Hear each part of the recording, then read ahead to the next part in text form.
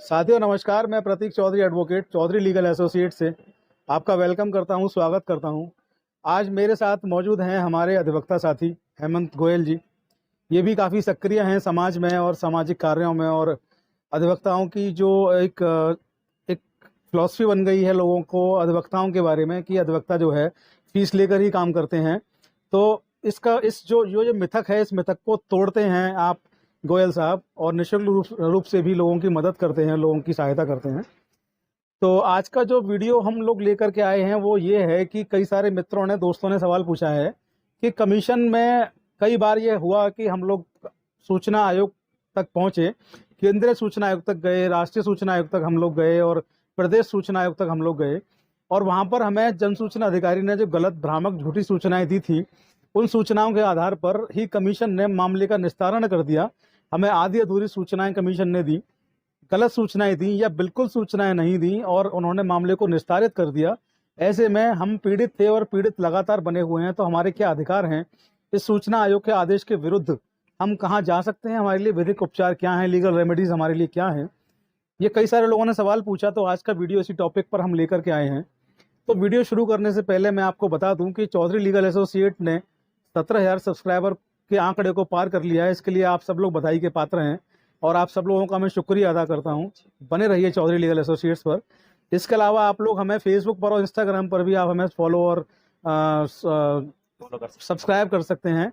ID हमारी same है, Chaudhary legal associate, same spelling है, सेम नाम है, कहीं आपको दिक्कत नहीं आएगी। आप लोग जाएं वहां पर, सर्च करें, सब्सक्राइब करें, फॉलो करें और शेयर करें।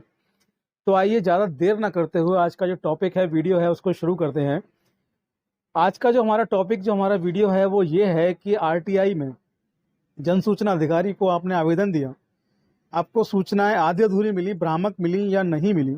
इसके बाद आपने प्रथम अपीली अधिकारी को अपील करी, उस अपील में आपको सूचनाएं आधी अधूरी मिली, भ्रामक मिली या नहीं मिली, आप सूचनाओं से संतुष्ट नहीं हुए, जन सूचना अधिकारी के द्वारा भी और अपीली अधिकारी के द्वारा भी, क्योंकि आपने जो चाहा, जो आपने जो मांगा सूचनाओं में, वो ना दे करके आपको कुछ अलग दिया गया या कुछ नहीं दिया गया।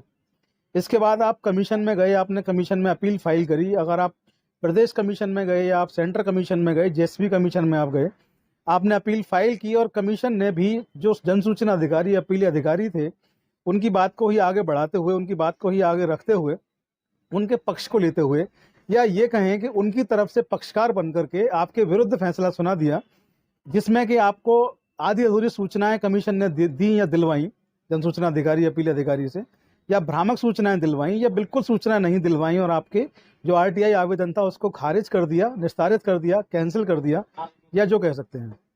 तो ऐसे में सवाल ये उठता है कि आरटीआई का जो मकसद है वो पारदर्शिता लाना है समाज में, और जब पारदर्शिता की बात होगी और पारदर्शिता की बात में जो लोग जिम्मेदार पदों पर बैठे हैं कमीशन में, कमिश्नर जो होता है आरटीआई का, सूचना आयुक्त जिसको कहते हैं, वे साधारण व्यक्ति नहीं होते। उनके पास आरटीआई की विशेष पावर होती है, विशेष उनके पास अधिकार होते हैं।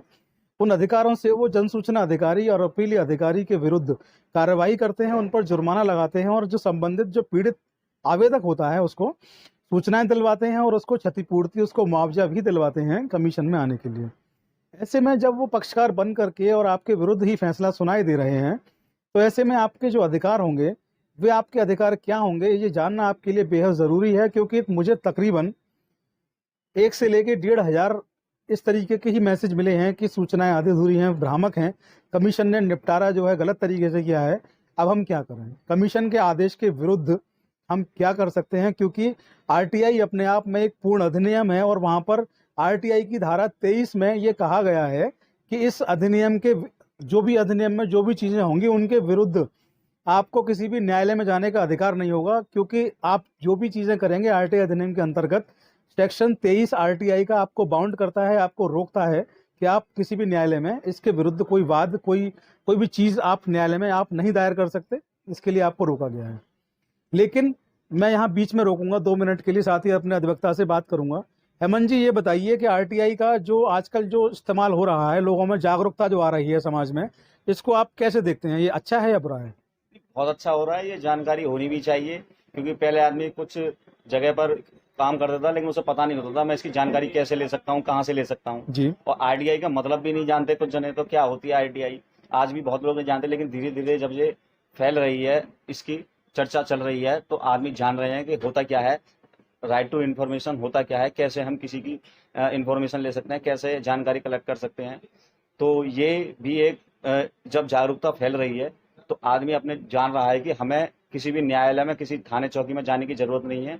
हम बिल्कुल। अपने आप अपनी मर्जी से आरटीआई को फिलअप कर सकते हैं सक्षम अधिकारी के पास। उसके बाद अगर नहीं सुनवाई होती है या गलत इन्फॉर्मेशन होती है तो हम आगे भी जाते हैं डीएम के पास, जी। वहां भी अप्लाई कर सकते हैं, और भी आगे कमीशन वगैरह पर हम अप्लाई कर सकते हैं। समाज में बड़े बड़े घोटाले जो हो रहे थे, बड़े बड़े भ्रष्टाचार जो हो रहे थे, उन पर जो एक ताला लगा दिया जाता था उस घोटाले की फाइल पर, जिस पे लिखा जाता था कॉन्फिडेंशियल, गोपनीय, उस गोपनीय ताले को खोलने की चाबी है, उस गोपनीय ताले को खोलने की कुंजी है आरटीआई।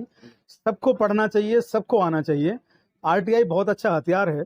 आइए टॉपिक जो है अपना उसको कंटिन्यू करते हैं। तो आरटीआई में जब कोई कमिश्नर आपके विरुद्ध जब आदेश देता है या आपको संबंधित सूचनाएं नहीं मिलती हैं, तो आरटीआई में इस बात का सेक्शन 23 में प्रावधान किया गया कि इसके विरुद्ध आप कोई कार्रवाई किसी भी रूप से किसी न्यायालय में नहीं कर सकते हैं।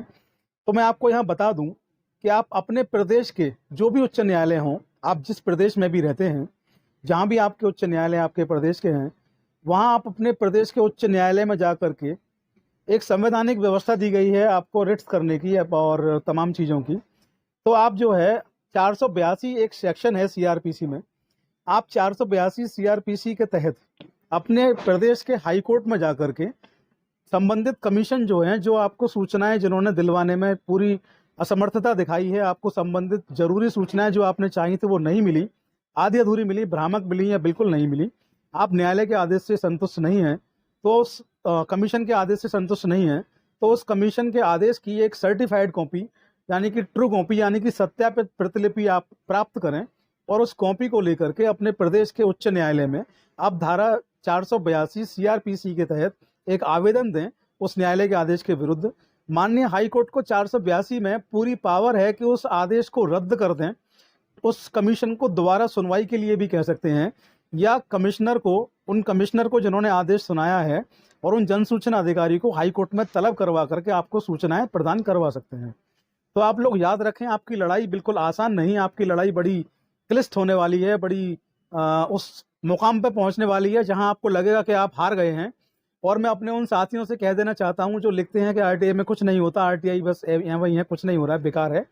मैं आपसे कह देना चाहता हूं कि बस आपके मन में सब कुछ है। आप सोच लेंगे हारना है तो आपको कोई जिता नहीं सकता, और आप अगर सोच लेंगे कि आपको जीतना है तो आपको कोई हरा नहीं सकता।